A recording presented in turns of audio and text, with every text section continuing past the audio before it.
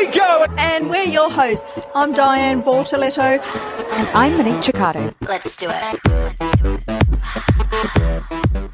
Hello, and welcome to And Away We Go, a Formula One podcast that goes beyond the track limits to talk about travel, food and lifestyle surrounding the sport. I'm Diane Bortoletto, a long-time pre-Drive to Survive Formula One fan, and right now I'm in Perth in Western Australia. And I'm Monique Chiccato, your post-Drive to Survive fan, and I am in Stavanger in the south of Norway. So this week, we thought we'd take a look at some Formula One movies and TV shows so you can get a Formula One fix. So let's kick off with the obvious. If you haven't watched Drive to Survive, it's the gateway drug to Formula One. We're going to talk about Drive to Survive, and we're also going to talk about some other movies and shows that are Formula One related. So the obvious one, Di, as you've mentioned, is Drive to Survive. If you haven't watched it yet, get on it. It's the way that so many fans have found their way into Formula One. But fans like me as well, who have already loved Formula One for a really long time, it just made me love the sport even more. That behind the scenes access, the access to drivers, honing in on the little spats, the dramas, the politics. Formula One has always been rife with politics, but Drive to Survive digs deep into that. And the only thing wrong with Drive to Survive is that it's not released until months after the end of the season. So that's the only thing wrong with Drive to Survive. Some seasons have been better than others, admittedly, but Drive to Survive just made me love F1 even more. Yeah, and though it isn't released until almost the start of the next Formula One season, because it started back in 2018. That's a lot of watch time, but you'll probably be through it in a week because it is so good. You will not want to stop watching it. And if you have already watched it, watch it again. I'm not ashamed to say that I've probably watched it 2 or 3 times already, and I will probably watch it again. So watch it again. I can't wait for my husband. So I just binge watch it and then watch it again at his pace. For anyone that doesn't know, Drive to Survive is like a fly-on-the-wall documentary. So Netflix has their cameramen, their sound guys lurking in the background, capturing moments. And then they do sit-down interviews with key personalities and journalists to talk about the happenings of Formula One. So Drive to Survive, greatest show, greatest documentary, docudrama series, whatever you want to call it, ever made, in my opinion. I've said it once, I'll say it again, and I stand by that statement. Can you tell we're fans? The other hot new series that's just dropped is the new 6-part Senna series. I'm up to episode 3. What are you up to, Mon? I think we've just finished watching episode 3, so we're going on to episode 4. Same. So I'm loving it so far. Obviously, Ayrton Senna is one of the all-time Formula One greats, Brazilian driver who just had the whole nation behind him, who tragically lost his life. I think they've done a really good job. See, I am going to disagree with you here. I'm not exactly enjoying the series, but personal taste, right? Why? What's, are you finding it too slow or is it? Yeah, I think I'm finding it too slow. And I think I just wanted them to focus on other things that they're not focusing on in the show. There seems to be, and potentially when we get to the end of the show, some of the storylines might make a bit more sense. But at the moment, there's a particular storyline that I'm just not buying, and I'm not sure why there is so much focus on it when he's had this stellar career and they kind of flippantly talk about some of his achievements.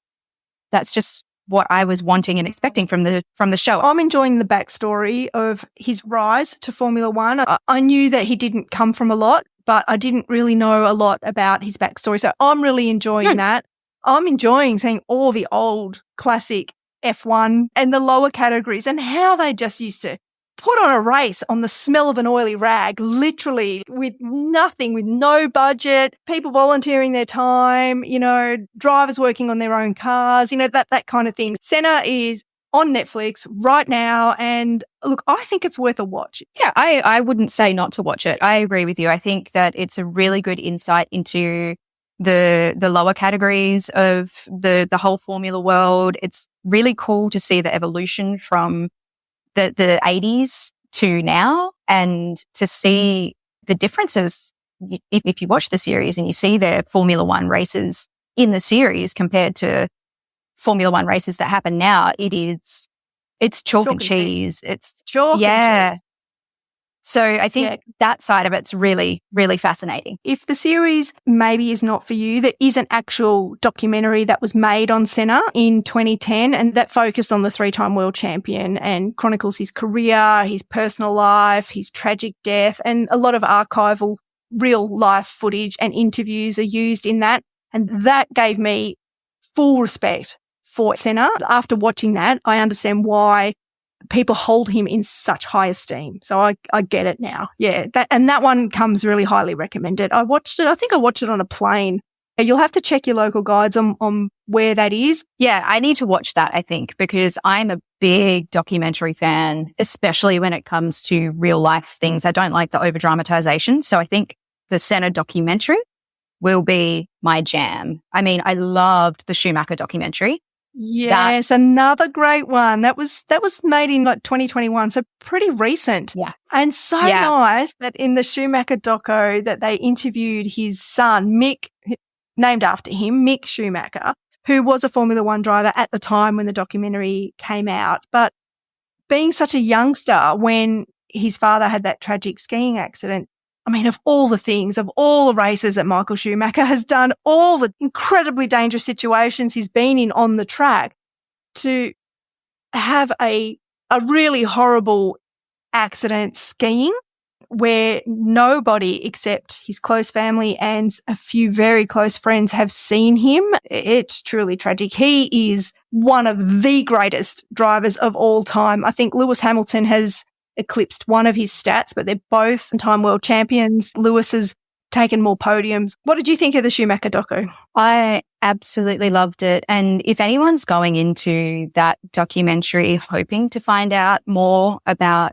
his current situation, you're not going to find anything out about that. They're very, very private. And Schumacher was famously a very private man.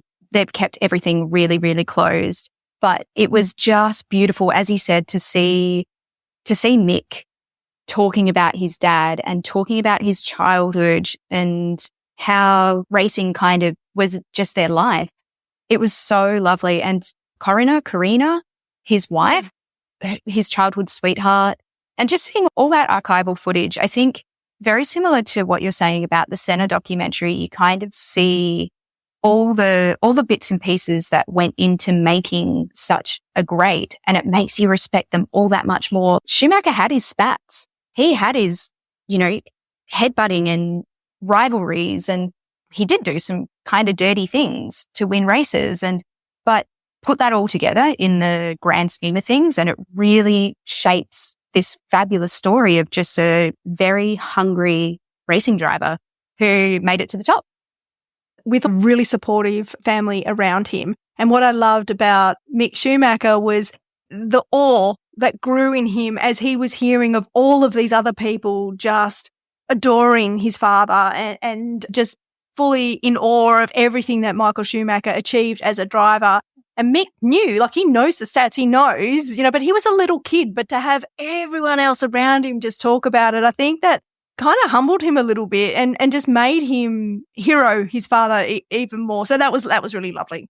Speaking of docos, another one is talk about a rags to riches story, Brawn, the impossible Formula One story that came out in 2023. It's a docuseries about Brawn's incredible 2009 season where they defied expectations to win the world championship. And Jenson Button, if you watch F1, you'll know him as a ex-British Formula One winner, and he's now a commentator. It's just the perfect underdog story. Have you watched that one? No, unfortunately not, but hearing you talk about it, I would really like to. I would highly recommend it. My husband loved this one as well. I don't know Brawn. I don't know much about him, but I know Jenson Button because he's in our ears and on our screens weekly. So it's kind of cool to be introduced to these new drivers and these new stories through drivers I don't know and seeing all these familiar faces. So yeah, it doesn't feel like I'm just jumping into a series or a show and not knowing anything about it. There's all these kind of tie-ins that I'm like, oh my gosh, yes, I know about that because I watched this one, or I know about that because Jenson Button, we see him all the time. Yeah. Well, the team principal Ross Brawn from the Brawn team. He's still involved in Formula One. He's working for the FIA now. So you still see him on TV. You see him on grid walks sometimes with Martin Brundle. So yeah, very much still involved in Formula One. Another documentary that was made in 2017 is the McLaren documentary, a tribute to Bruce McLaren, who is a Kiwi. Did you know that? I only found this out not so long ago, actually.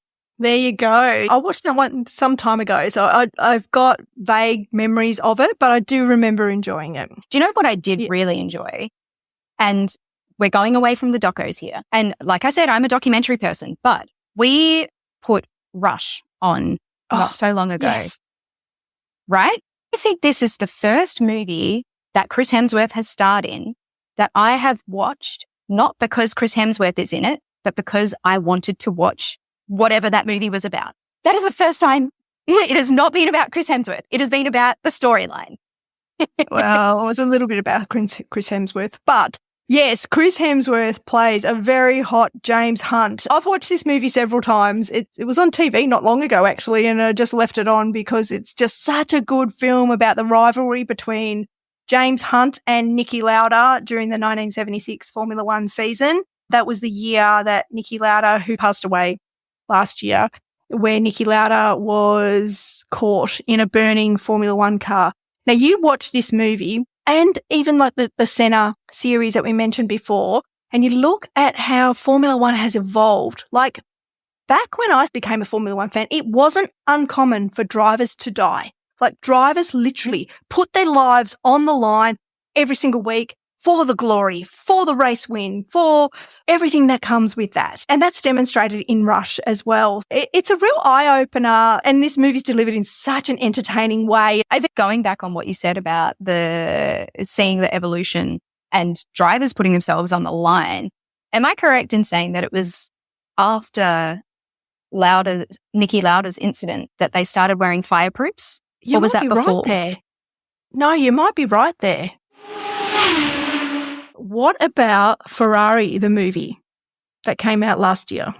Have you watched that? How have I not? So Ferrari, the movie came out last year. That's a story set in 1957, the story of Enzo Ferrari and his empire and how the ex-racer turned entrepreneur and just pushed himself and his drivers to the edge, and his wife, might I add. This movie was made in a European kind of way, not your Hollywood kind of way. I found it, I'm a Tifosi, my blood runs Ferrari red, right? But I found this movie hard to enjoy, maybe because Enzo Ferrari is not a very likable character. I think he was a hard man. Mm.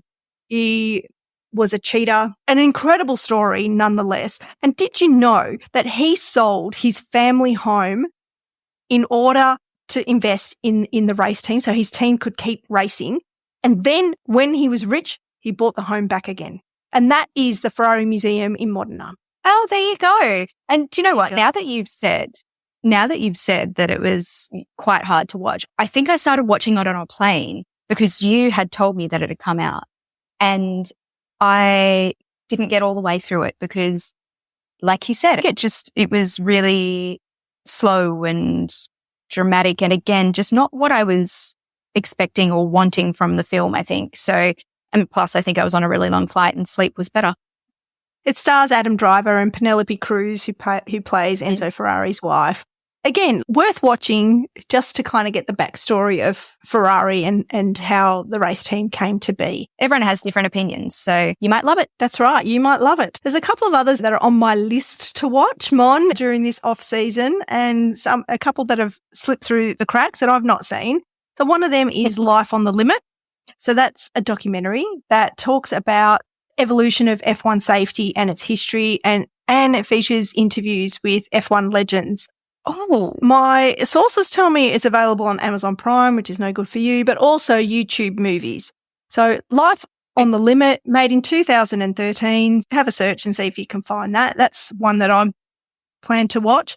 And also a documentary, it's called Williams, and it's a doco that dives into the history of the Williams Formula One team, highlighting the life of Sir Frank Williams and his family involvement in the sport. So after Sir Frank Williams, legend in the sport, his daughter took over the team privateer team, essentially. You know, they had no money, low budgets.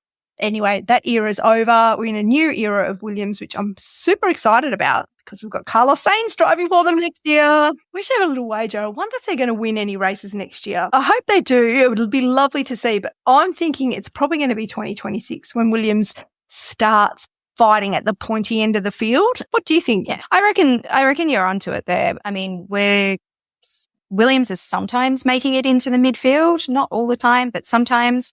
And I think they will continue to get into the midfield more frequently, maybe pushing up into the kind of higher echelons, but it'll be like they are this year with the mid-range. I think there's still a little way to go.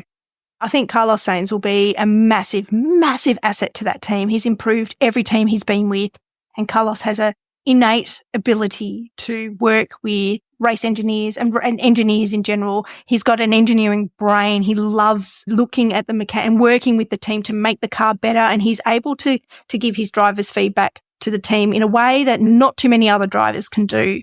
Anyway, I'm going to be watching the Williams documentary because I think it sounds fascinating, and I've got more of a vested interest in it now with Carlos Sainz moving across to Williams next year. How do you feel about this projected Formula One movie that we're going to be seeing with Brad Pitt? I'm excited. How do you feel about this? No, I'm so excited. Bring it on. I can't wait to watch it. Might be cringe, but it might also be really, really good. Do you know they've got 5 F1, well, actually, they're Formula 3 cars that they're using in the movie, but they have 5 of them. 5 of them, and a 6th one as a just in case spare, in case the other 5 something happens to. And one of those 5 is an electric Formula 3 car that they use when they're wheeling it in and out of garage shots. Oh, another fun fact that I heard is that they shot a podium scene at Abu Dhabi, and on the podium was George Russell, there was Charles Leclerc, and on the top step was Sonny Hayes, who's Brad Pitt's character in the movie. So in this shot, Sonny Hayes wins the Abu Dhabi Grand Prix.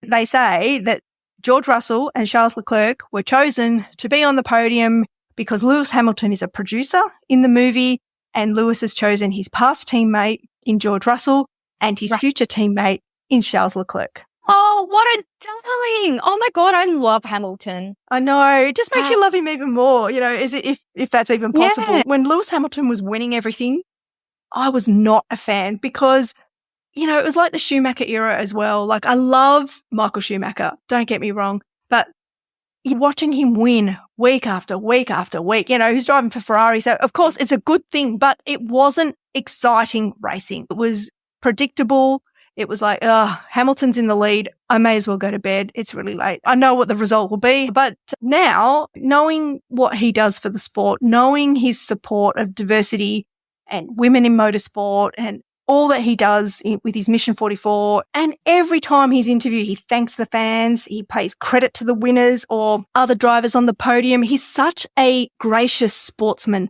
and a wonderful role model for anybody coming up, rather than, a hot-headed, perhaps Dutch person who just storms off and swears and threatens to put people's heads in walls or whatever the case may be. I think that the behaviour of those 2 world champions is very different, and I know which one I'd want to emulate. Absolutely. I couldn't agree more. And speaking of Hamilton and movies, this is a curveball here, but he voices a character on Cars. I'd totally forgotten. Good reminder, Mom. Yeah. In Cars, Hamilton voices himself, his car version. Fernando Alonso is also in there voicing his car version. In the original movie, Mario Andretti and Michael Schumacher voiced Cars. So if you've got children and you're forced to watch something with them, make it Cars. Oh, how fun. And Cars is such a fun movie. Even if you don't have kids, it's worth a watch. It's just lighthearted goodness. I'm going to throw in a curveball here. Okay. Another curveball. If you're really, really desperate and you have gone through everything in your list or in our list to watch, if you're really desperate, you can get into NASCAR. I'll try to be open-minded. Okay, tell me. Okay, and so the reason that I'm saying this is because we started watching it because we were desperate. It's not great. I will admit that. But I want to learn more about NASCAR because they are trying to poach so many Formula One drivers and they want to get to the point where Formula One is. So I want to understand NASCAR. Okay, the only other one that we haven't touched on that's on my list of movies to watch, drama, is an really old film called Grand Prix, made in 1966. It's a fictionalized portrayal of a competitive F1 season, blending a personal drama with innovative race cinematography. I think you can rent it on Amazon. I've not watched it, but in my research, that's one that came up. Yeah, nice. On my definitely to watch list is to go back through Formula One YouTube. They have a Drive to Survive kind of series for the Formula 2. I really enjoyed watching it because it followed Jack Doohan, who is our Australian driver. It also followed the Norwegian driver who is no longer driving in the Formula series, Dennis Hauger. And it very much like Drive to Survive. It looks at the whole season. It looks at, behind the scenes, interviews, all sorts of things. I bang on about it all the time, but you get to see all these young up and coming drivers pre-Formula One. So get yourself into Formula 2 or learn about these names that you will see coming up. Admittedly, I've not watched a lot of Formula 2, but with my cousin, Gabriel Bortoletto, 1T, not 2, being named to go into Formula 1 next year, I have watched a couple of races and qualifying, and those boys race hard. And it's really fascinating because it gives you an insight into how different the series actually are. Just off the top of my head, one of the big differences is in the pit crews. They don't have 2 people per tyre to change tyres. So their pit stops, it's one guy undoing the tyre, taking it off, putting another tyre on, screwing it on. I think they've got 3 people per tyre in Formula 1. Because if you've got the guy with the tool to take the bolts off the wheel, you've got a guy holding the new wheel ready to go on and a guy to take the old wheel off. So, wow. So Formula 2, there's just one, right? There's just one. You see things like the drivers being let down off the jacks, taking off, and their wheels falling off in the pit lane. There was one race I remember watching where I think it happened to 3 cars. Their wheels just fell off. And that means they can't finish the race because they're not allowed to put the tires back on. So you see all this drama and struggle in the pit crews. It's like a more crude version of Formula 1. It's not as polished. It's not as fancy. And it makes for some really, really great watching. The Formula 2 series, if you want to watch it, just search for Chasing the Dream, F2 Chasing the Dream, and it'll show where you can watch it. But you can watch it on sky.com. You can watch it on Viaplay, which is European. Oh, that's a good one to add to the list. Yeah, all right. Well, if you need anything else to quench your Formula 1 thirst in the off season, podcasts are the way to go. We're going to be dropping weekly episodes right throughout. We'll be keeping the content flowing. So if you've got any other F1 starved fans and friends and family out there, please share And Away We Go with them. We're really grateful for all your support. Thank you so much for listening. If you enjoy our podcast, please rate and review us on your favorite podcast listening app. Every little thing helps. If you have any questions, comments, feedback, or suggestions, email us at andawaywegof1podcast@gmail.com. And you can also find us on all your social media apps. Just search for And Away We Go F1 Podcast. We'll leave all the appropriate links in our show notes. Thanks, Mon, and thank you for having us in your ears. Until next week, and until lights out. And it's lights out and away we go. And Away We Go podcast is produced by Diane Bortoletto and Monique Ciccato. Let's do it.